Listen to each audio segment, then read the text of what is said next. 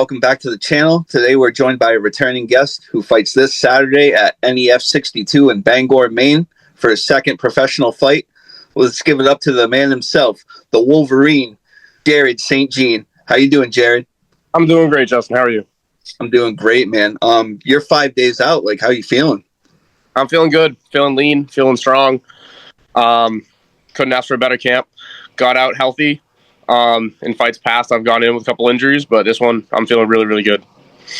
Awesome, man. And the last time we talked was like in August of 24. So for those who don't know, Jarrod is making his second professional fight, and you made your first professional debut at Combat FC 9, man. How'd that go? Good.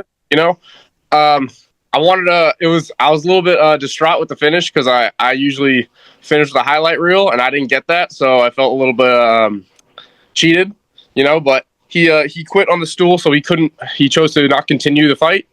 I got the win, so I'm happy. Yeah, and overall, I watched that on TV, man. It was overall a great performance. What do you know about Tobiaus Taylor, man? He's a guy, a seasoned vet, it seems, with 15 fights. What do you know about him, and do you see any holes or areas in his game that you could take advantage of? He's very short, stocky. He's got a kickboxing background, so he doesn't really. It's watching film on him. He didn't really telegraph a whole lot. So a lot of his strikes, they're very fast. A lot of his kicks, his leg kicks, doesn't really turn over too much. So it's just a lot of snappy, kind of quick. And he gets back to his stance, so he's able to move really well. I think just with my size and my range, I'm just going to use my footwork, just kind of like piece him up on the outside. Really, really do what I did similar to my last fight. Just adding more tools to it, expanding to my game, and just picking them apart. Absolutely. And what's your overall prediction, man? How do you get it done? In a perfect world, I get this TKO KO. He's never been finished by KO or TKO. Out of 15 professional fights, he's only been submitted twice, and I like the idea of the challenge of me finishing him. So a lot of my fights have gone. All of my wins have been by finish, either submission or KO, TKO, and I think I get it done. Absolutely, man. And so can you share with us like how your training is at No Toast MMA, and like what it's like working under coach Devin Powell and their striking coach like Nick Miles and everybody like that? It's awesome. They're so welcoming. Even still, they're always accommodating to athletes and stuff. Sometimes, like if I'm feeling like I need a rest day or something, they'll invite me over, Devin Powell and them, to use our hot tub and stuff to really relax my muscles and stuff if I'm really feeling kind of shot from like training and whatnot. So they're always welcoming. They're always accommodating. Just, get a little extra sessions in. There's so many classes and stuff. So you're always getting training in and whatnot. So it feels really good to get prepared for a fight like this. Yes, sir. And something I learned from our last interview was you're actually roommates with Kyle Pufol. So, man, what's it like being roommates together, training partners, living above the gym? Yeah, it's awesome. We get to train as hard as we want, as much as we want, push each other, make each other better, and just grow. Going through this journey together, it's awesome. We get to just build on each other and just climb our way to the top. Yes, sir. Your goals and plans for the rest of 2025? Hopefully, trying to get 3-0, maybe 4-0 by the end of the year. I don't know if that's really close to like maybe trying to take a title. Probably not for going into 2026, but I guess right now, short term, either being 3-0 or 4-0 by the end of the year for me. Yes, sir. And how do you envision like your progression in the lightweight division over the next few years?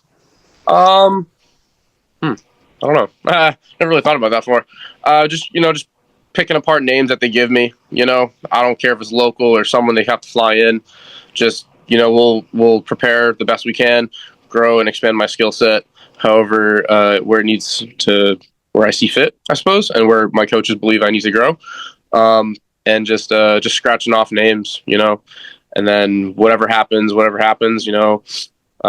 titles are called or something like that, setbacks even, Absolutely, man. And as far as like being a martial artist overall, can you see yourself like doing competitions outside of MMA? Like, does BKFC interest you, or does the bare knuckle MMA or karate combat or anything like that? Honestly, I've never really given them much thought. I mean, I know one guy, David Burke, he wants to do either BKFC or bare knuckle MMA. And I'm like, no, dude, I could not imagine myself ever doing that. That's too crazy for me. I don't know. I've never actually given much thought to the whole side of expanding outside of that, of, I guess, MMA. I've done jiu-jitsu tournaments, like local ones. One in particular, just like a good fight jiu-jitsu competition, like last year, like October-ish, September-ish, and I took gold, which I didn't even want to do it, to be honest.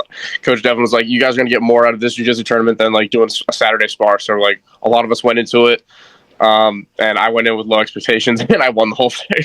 That's awesome, man. If you could fight any fighter in history, man, who would it be and why?